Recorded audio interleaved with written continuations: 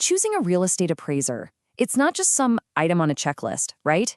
This is a huge deal with some serious money on the line. So let's get into it and make sure you know exactly how to get this right. All right, let's reframe this. You're not just hiring an appraiser. Nope. Think of yourself as a detective. You're conducting a critical investigation, and your mission? To protect one of the biggest assets you'll probably ever own. So let's open up your investigator's toolkit. And here it is, your 5-point investigation plan. We're going to go through each of these: credentials, experience, methods, fees, and independence, step by step. I'll even give you the exact questions to ask so you can find someone who is totally qualified, competent, and most importantly, independent. Okay, first things first, credentials. This is the bedrock, the absolute foundation of trust. Honestly, if they don't have the right qualifications, nothing else even matters. This is your non-negotiable starting line. Now, it's really important to get this. Not all appraisers are created equal. They fall into 3 main tiers: licensed, certified residential, and certified general. And as you can see, it's pretty straightforward. The higher the certification, the more complex and valuable the properties they can handle. You just need to make sure the appraiser you're talking to has the right level for your property. And you don't just have to take their word for it, of course. You can, and you absolutely should, go online and check them out. The Appraisal Subcommittee, or ASC, has a national registry. And you'll also want to check with your own state's regulatory agency. That's where you'll find their license status and, crucially, any disciplinary history. So this brings us to the first question you need to ask. Just be direct. What's your license number and what credential level do you hold? A real pro will have this info on hand and will totally respect you for asking. And hey, don't feel weird about asking this next one either. It's a completely fair question, and it gets right to the heart of their professional standing. Have you ever been disciplined by a state board? Their answer, and just as importantly, how they answer, is going to tell you a whole lot. All right, let's move on to the second part of our investigation: experience. And in real estate, let me tell you, all the experience that matters is hyper-local.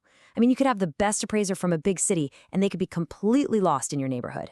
This is why this question is so crucial. Have you appraised properties like mine in this neighborhood recently? The keywords there are recently and like mine. You need someone who lives and breathes your local market, someone who knows the little quirks of your street, not just the zip code. And it's not just about where the property is, right? It's about what it is. Appraising a high-rise condo is a totally different ballgame than appraising a rural home with 5 acres of land. So you've got to make sure they're competent with your specific type of property. Okay, on to our third investigative tool: understanding their methods. See, a professional appraisal isn't just someone's gut feeling. It's a formal report, and it's governed by some really strict standards. You need to be sure they're playing by the rules. And the main rulebook is something called USPAP. Now, you don't need to memorize it or become an expert, but you do need to know that your appraiser is. Think of it as the baseline for any professional, ethical, and legally solid appraisal. Which leads right into your next key question. And when you use a term like USPAP compliant, it shows them you've done your homework. Will the appraisal be USPAP compliant and include a signed certification statement? That signed certification is basically their formal promise that they followed all the professional standards. This one is so important. You have to confirm they're going to personally inspect the property. We're talking an in-person physical walkthrough, not just a quick drive-by, or even worse, evaluation done from their desk. Ask them what their inspection actually includes. All right, point number 4, let's talk about the practical stuff: clarifying fees and timing. Trust me, getting this stuff crystal clear up front is going to save you from some major headaches down the road. Now, let me just pause here for a quick warning. When it comes to an appraisal, going for the fastest and cheapest option can turn out to be a really expensive mistake. A rushed, sloppy, or just plain incompetent report could cost you thousands. Quality is what matters here, period. So, to manage this, you need to ask, what is your total fee? But don't stop there. The follow-up is just as important. And what could potentially increase it? Is it unexpected complexity, travel distance, a last-minute rush request? You want the full picture of the cost. Next up, nail down the timeline. What's your expected delivery date? And also, what kind of report format will I get? Is it going to be a simple form or a full narrative report with lots of detail? Getting on the same page about the final deliverable is just essential. And that brings us to our final and maybe the most important part of the investigation, confirming their independence. An appraiser's entire value is based on their unbiased objective opinion. This right here is the ultimate test of integrity. And let's be really clear about something. Asking all these questions is just smart due diligence.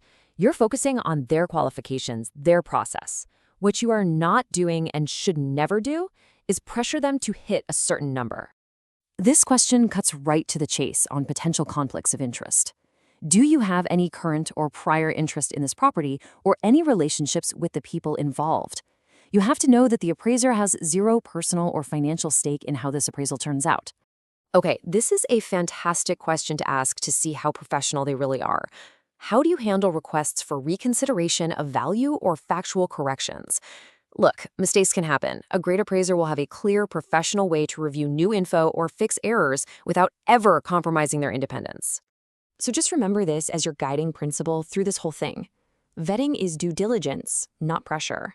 You're just being an informed consumer, doing a thorough investigation to protect your investment. It's a sign of respect, really, for the process and for the profession itself. You know, in the end, an appraisal is so much more than just a number on a page. It's the financial story of your property. And by following these steps, you can feel totally confident that you're picking the absolute right person to write that story both accurately and professionally.